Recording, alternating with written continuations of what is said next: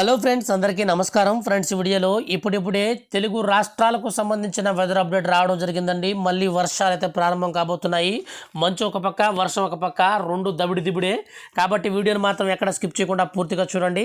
Friends, వెదర్కి సంబంధించిన ప్రతి చిన్న అప్డేట్ కూడా మిస్ అవ్వకుండా తెలుసుకోవాలంటే మన ఛానల్ని సబ్స్క్రైబ్ చేసుకోండి. ఇక లేట్ చేయకుండా టాపిక్ని స్టార్ట్ చేద్దాం. దక్షిణాది జిల్లాలలో మళ్ళీ భారీ వర్షాలు కురిసే అవకాశం ఉందని భారత అంతరిక్ష పరిశోధన సంస్థ హెచ్చరికలు జారీ చేసింది. దీంతో ఆయా జిల్లాల కలెక్టర్లు ముందస్తు జాగ్రత్తలు చర్యలు చేపట్టాలని అధికారులను ఆదేశాలు జారీ చేశారు.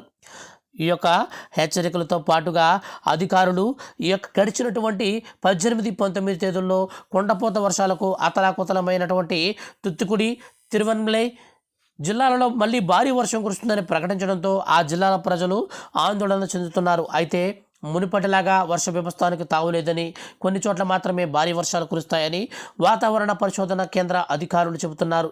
తుత్తుకుడి, తిరువన్మలై జిల్లాలలో ఈ నెల 31 జనవరి 1న మళ్ళీ కుండపోత వర్షం కురుస్తుందని, జనవరి 1 తేదీ నుంచి 31 మధ్యాహ్నం 12 నుంచి పలు చోట్ల మోస్తరు వర్షాలు, మరికొన్ని చోట్ల కుండపోత వర్షాలు కురుస్తాయని వాతావరణ శాఖ తెలిపింది.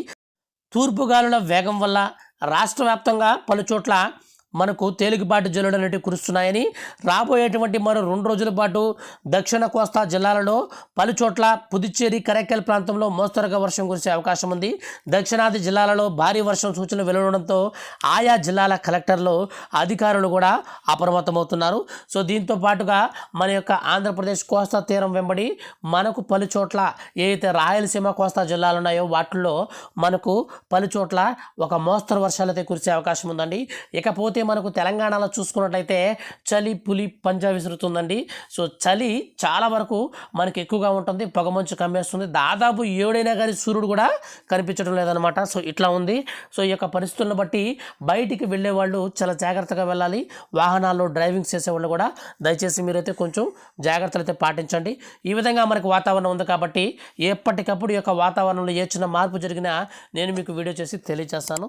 ఫ్రెండ్స్, వీడియో నచ్చితే లైక్ చేసి మన ఛానల్ని సబ్స్క్రైబ్ చేసుకొని సపోర్ట్ చేయండి. Thank you for watching.